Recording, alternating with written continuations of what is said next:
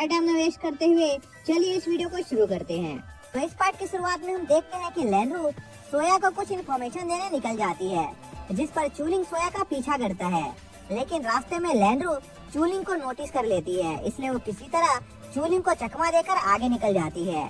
लेकिन तभी बाइलिंग लैंड्रू का पीछा करने लगता है, जिस पर लैंड्रू बाइलिंग से पीछा छुड़ाने की कोशिश करती है, पर बाइलिंग काफी तेज था, जिस वजह से लैंड्रू बाइलिंग से पीछा नहीं छुड़ा पाती।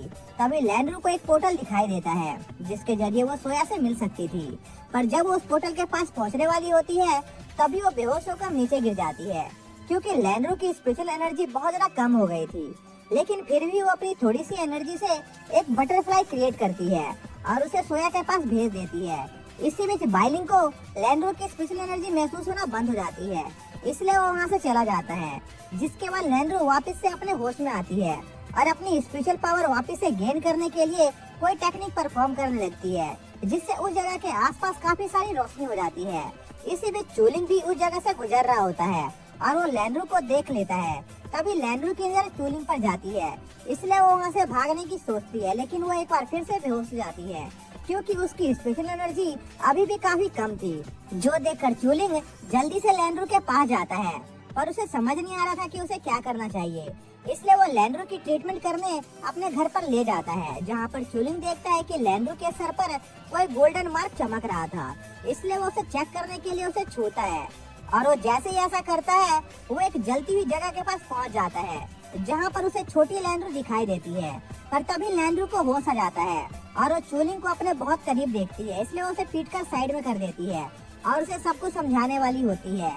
लेकिन तभी लैंड्रू को पता चलता है कि चूलिंग ने उसके गोल्डन मार्क को टच किया था, जो सुनकर लैंड्रू चूलिंग को जबरदस्ती कुछ खिला देती है, ताकि वो अगर इस बारे में किसी को भी बताने की कोशिश करे तो वो तुरंत मारा जाए। जिस पर चूलिंग लैंड्रू से कहता है कि उसे पता है कि वो कैसा महसूस कर रही है, क्योंकि चूलिंग भी एक अनाथ था जिसे उसकी मॉम ने अडॉप्ट किया था, और वो भी लैंड्रू की तरह अपने रियल पेरेंट्स के बारे में जानना चाहता है। पर उसने कभी भी अपनी मॉम से इस बारे में नहीं पूछा, क्योंकि उन्हें इससे तकलीफ होती। तभी उन्हें जिंग की आवाज सुनाई देती है, जो उसी तरफ आ रहा था, जो देखकर लैंड्रू झट से वहाँ से गायब हो जाती है।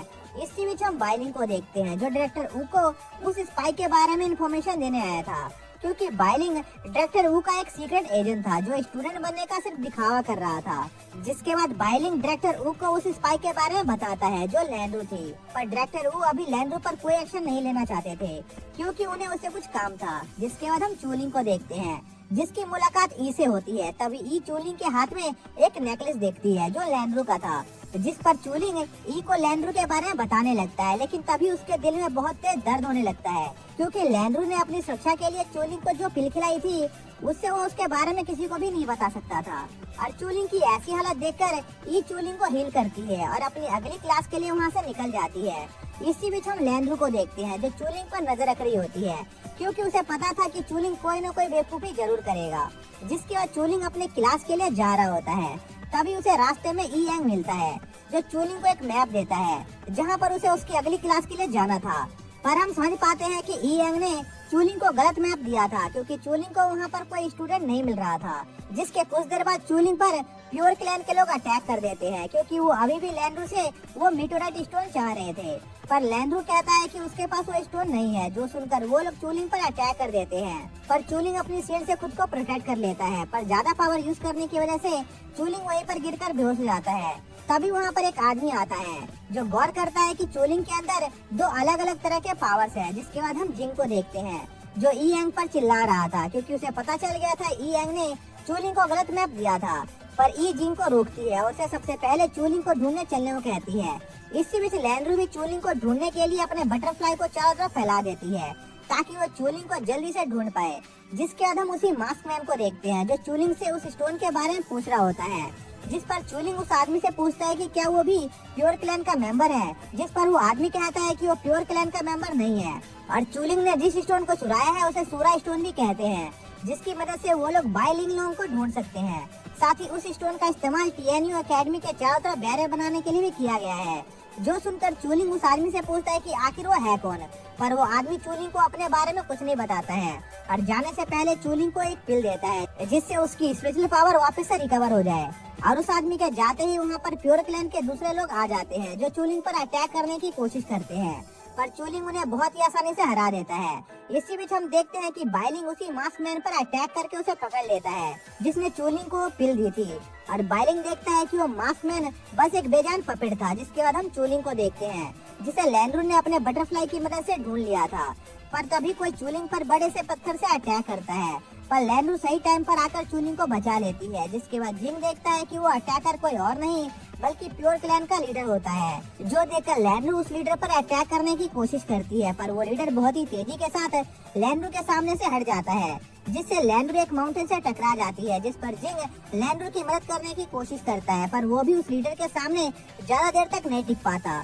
तभी मौका देकर चूलिंग उस लीडर पर अटैक करता है, पर वो लीडर चूलिंग के अटैक को ब्लॉक कर लेता है और उसे अपनी पावर से पकड़ लेता है। जिसके बाद लैंड्रू किसी तरह उस लीडर पर एक अटैक करने में कामयाब हो जाती है और उसे काफी दूर उड़ा देती है।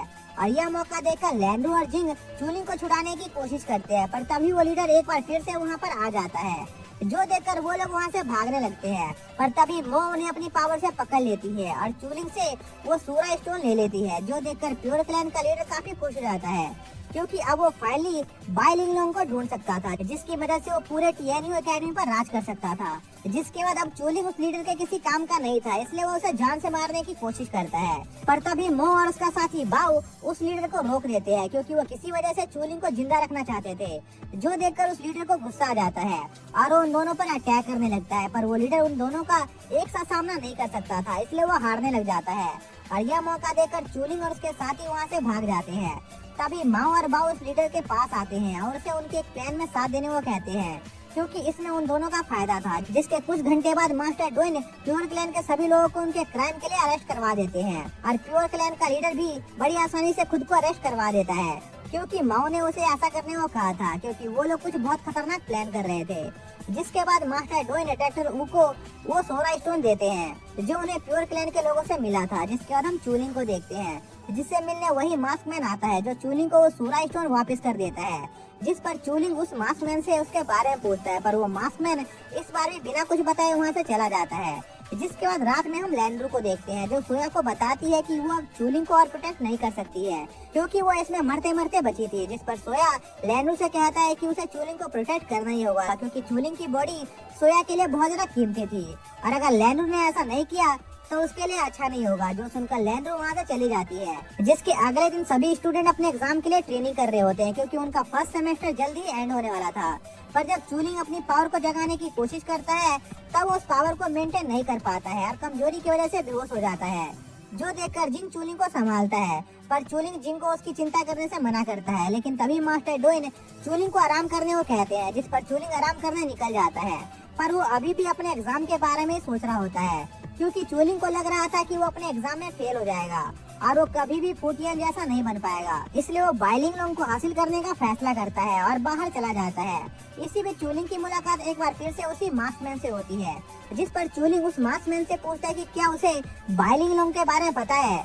जिस पर वो मास्कमैन अपने एक स्पेल से एक जगह का गेट खोलता है, जिसके अंदर बाइलिंग लोग मौजूद था। पर तभी उस बिल्डिंग के गार्ड्स उन पर अटैक कर देते हैं, जिस पर वो मास्कमैन उन गार्ड से लड़ने लगता है और यह मौका देखकर चूलिंग उस बिल्डिंग के अंदर चला जाता है और बाइलिंग लोगों को ढूंढने लगता है। और कुछ देर ढूंढने के बाद चूलिंग को फाइनली वो मिल भी जाता है, जिसके बाद चूलिंग उस चीज को टच करता है, जिससे वो चीज चूलिंग के बॉडी के अंदर अब्सॉर्ब हो जाती है और ड्रैगन किंग की सील ब्रेक हो जाती है, जिसकी वजह से चूलिंग के अंदर एक नई पावर आ जाती है।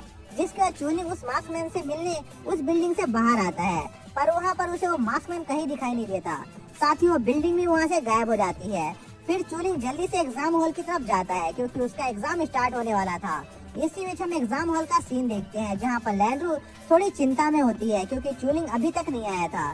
जिसका पहला मैच स्टार्ट होता है, जहाँ पर जिंग का एक स्टूडेंट से सामना होता है, पर जिंग उस स्टूडेंट को अपने एक ट्रिक में फंसाकर हरा देता है। तभी वहाँ पर चूलिंग भी पहुँच जाता है और किस्मत से अगला मैच चूलिंग का ही था, जहाँ पर चूलिंग का सामना बाओ नाम के एक बंदे से होता है, जो बहुत ज्यादा ताकतवर था। पर चूलिंग अपनी नई पावर का इस्तेमाल करके उस स्टूडेंट को बड़ी आसानी से हरा देता है, जो देखकर वहाँ मौजूद सभी स्टूडेंट और टीचर बहुत ज्यादा हैरान होते हैं। लेकिन ज्यादा पावर यूज करने की वजह से चूलिंग एक बार फिर से बेहोश हो जाता है। तभी उन सभी पर मोटियन एकेडमी के लोग अटैक कर देते हैं, जो देखकर टीचर उन लोगों से लड़ने लगते हैं ताकि बाकी के स्टूडेंट वहां से निकल सके। इसी बीच ई एंग ई को लेकर वहां से निकल रहा होता है, लेकिन तभी मोटियन एकेडमी के लोग उन्हें घेर लेते हैं, पर ई एंग उन्हें कोई चीज दिखाता है, जो देखकर वो लोग ई एंग को वहां से जाने देते हैं। तभी हम जिंग को देखते हैं, जो चूलिंग को होश में लाने की कोशिश करता है, पर तभी सुया जिंग पर अटैक करके उसे दूर उड़ा देता है और चूलिंग को देखने लगता है। पर तभी कोई सुया पर अटैक करता है और हम देखते हैं कि वो डायरेक्टर ऊ होते हैं, जो सभी को बताते हैं कि वही फूटियन है जिन्होंने ड्रैगन किंग से फाइट की थी और उसे हराया था। जो सुनकर वहाँ पर मौजूद सभी लोग बहुत ज्यादा हैरान हो जाते हैं। तभी वहाँ पर टीएनयू एकेडमी के बाकी के लोग भी आ जाते हैं, जिस पर डायरेक्टर वो उन्हें मोटियन एकेडमी के लोगों को संभालने को कहते हैं और सोया को उन पर छोड़ देने को कहते हैं। जो देखकर सोया समझ जाता है कि डायरेक्टर ऊ का ये शुरुआत से ही प्लान था ताकि वो उसे यहाँ ला पाए, पर इसके बावजूद भी सोया बिल्कुल भी डरा हुआ नहीं था, क्योंकि वो जानता था कि फूटियन पिछले बैटल के इंजरी से अभी तक रिकवर नहीं हुआ है।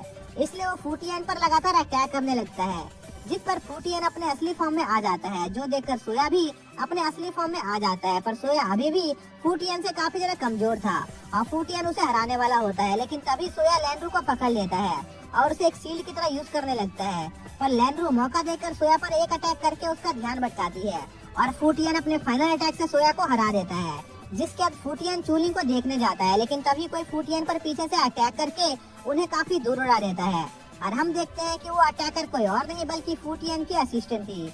तभी मोटियन एकेडमी के लोग उस लेडी के पास इकट्ठा हो जाते हैं, क्योंकि वो उसी के आदमी थे और वो मास्क मैन भी वही लेडी थी, क्योंकि उसका प्लान शुरुआत से ही ड्रैगन किंग को आजाद करने का था।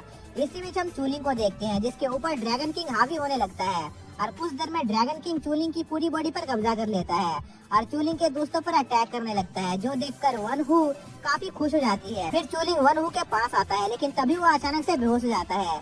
जो देखकर वन हू चूलिंग को लेकर वहाँ से निकल जाती है, जिस पर मास्टर डोइन उनकी लोकेशन का पता लगाने की कोशिश करते हैं और उन्हें पता चलता है कि वन हू और उसके साथी उसी जगह पर मौजूद थे जहां पर फूटियन और ड्रैगन किंग की आखिरी लड़ाई हुई थी। जिसके बाद हम चूलिंग को देखते हैं, जिसे ड्रैगन किंग काफी ज्यादा टॉर्चर कर रहा होता है, पर इसके बावजूद भी चूलिंग अपनी बॉडी को गिव अप करने के लिए तैयार नहीं था, क्योंकि उसके पास भी फूटियन जैसी शक्तियां मौजूद थी। इसी बीच हम ई एन को देखते हैं, जो ई को चूलिंग से दूर ले जा रहा होता है, जिस पर ई उससे पूछती है कि आखिर वो लोग चूलिंग की मदद क्यों नहीं कर रहे हैं, जिस पर ई एंग ई को बताता है कि चूलिंग की बॉडी के अंदर ही ड्रैगन किंग की स्पिरिट सील है। साथ ही ई एंग को चूलिंग पसंद नहीं था, क्योंकि ई एंग को ऐसा लग रहा था कि चूलिंग ई को उसे छीन लेगा, पर ई एंग के साथ जाने से इनकार कर देती है, क्योंकि वो ड्रैगन किंग को एक बार फिर से आजाद नहीं होने देना चाहती थी। इसलिए वो चूलिंग की मदद करने जाने का फैसला करती है। जिसके बाद हम ड्रैगन किंग के डिसाइपल्स का सीन देखते हैं, जो बेसब्री से अपने मास्टर के लौटने का इंतजार कर रहे थे। लेकिन इसी बीच वो गौर करते हैं कि फूटियन की आर्मी वहाँ पर उन्हें रोकने आ गई है, जिस पर ड्रैगन किंग के डिसाइपल और फूटियन की आर्मी के बीच एक वॉर शुरू हो जाती है। पर इसी दौरान लैंड्रू अपने एक बटरफ्लाई की मदद से चूलिंग को ढूंढने में कामयाब हो जाती है और वो चूलिंग से अपने टेलीपैथी की मदद से कांटेक्ट करती है ताकि वो चूलिंग को बचा सके। और लैंड्रू उस डायमेंशन में पहुंचते ही ड्रैगन किंग पर अटैक कर देती है, जहां पर ड्रैगन किंग लैंड्रू की पावर देखकर समझ जाता है कि लैंड्रू हुआ क्लैन से बिलोंग करती है। पर चूलिंग को समझ नहीं आ रहा था कि आखिर लैंड्रू वहाँ पर उसे क्यों बचाने आई है, जिस पर लैंड्रू चूलिंग को उससे किया एक वादा याद दिलाती है, जिससे चूलिंग को पता चल जाता है कि लैंड्रू उसकी क्लासमेट है। पर तभी ड्रैगन किंग लैंड्रू पर अटैक करने लगता है, जो देखकर चूलिंग लैंड्रू को प्रोटेक्ट करने के लिए अपनी कलरलेस स्पेशल एनर्जी को रिलीज करता है, जिससे ड्रैगन किंग कमजोर हो जाता है, जो कि लैंड्रू भी महसूस कर पाती है। इसी दौरान वहाँ पर ई आ जाती है, जो वहाँ मौजूद सभी मॉन्स्टर को मारकर फूटियन को हील करने लगती है। वहीं दूसरी तरफ लैंड्रू और चूलिंग एक साथ मिलकर ड्रैगन किंग से फाइट करने लगते हैं, जहाँ पर लैंड्रू ड्रैगन किंग को पकड़ने में कामयाब हो जाती है। पर इससे पहले कि चूलिंग ड्रैगन किंग को खत्म कर पाता, ड्रैगन किंग खुद को आजाद कर लेता है और उन दोनों को अपने एक अटैक से फ्लोटिंग आइलैंड पर भेज देता है, जहाँ पर ड्रैगन किंग उन पर भारी पड़ रहा होता है। पर चूलिंग और लैंड्रू एक साथ काम करके किसी तरह ड्रैगन किंग को हराने में कामयाब हो जाते हैं। पर तभी ड्रैगन किंग चूलिंग की स्पेशल एनर्जी को अब्सॉर्ब करने लगता है, जिस पर लैंड्रू चूलिंग को बचाने की कोशिश करती है। लेकिन इसमें ड्रैगन किंग का एक पावरफुल अटैक लैंड्रू को लग जाता है और ड्रैगन किंग लैंड्रू की सारी स्पेशल एनर्जी को अब्सॉर्ब कर लेता है, जिससे लैंड्रू हवा में गायब हो जाती है। जो देखकर चूलिंग की शक्तियाँ बेकाबू हो जाती है और वो ड्रैगन किंग को बुरी तरह पीटने लगता है, जहाँ पर ड्रैगन किंग लैंड्रू की पावर का यूज करके चूलिंग को रोकने की कोशिश करता है, और वो चूलिंग के पावरफुल अटैक को नहीं रोक पाता है, जिससे ड्रैगन किंग काफी दूर जाकर गिरता है। जो देखकर चूलिंग ड्रैगन किंग को खत्म करने आगे बढ़ने लगता है। पर तभी ड्रैगन किंग चूलिंग पर एक पावरफुल अटैक लॉन्च कर देता है, जिस पर चूलिंग अपना एक हाथ सेक्रीफाइस करके ड्रैगन किंग को मारने आगे बढ़ता है। पर ड्रैगन किंग चूलिंग का दूसरा हाथ भी काट देता है। पर तभी अचानक से ड्रैगन किंग को कमजोरी महसूस होने लगती है, क्योंकि चूलिंग ने ड्रैगन किंग की स्पेशल बॉडी को बहुत ज्यादा डैमेज कर दिया था, जिस वजह से ड्रैगन किंग चूलिंग की बॉडी पर कब्जा नहीं कर पाता है। वहीं दूसरी तरफ फू टिएन डिस्ट्रैक्टेड ऊपर अटैक कर देता है, जिस वजह से उन्हें वहां से भागना पड़ता है और फू टिएन चूलिंग और लैंड्रू को बचाने में कामयाब रहता है, जिसके साथ ही ये सीरीज यहीं पर खत्म हो जाती है।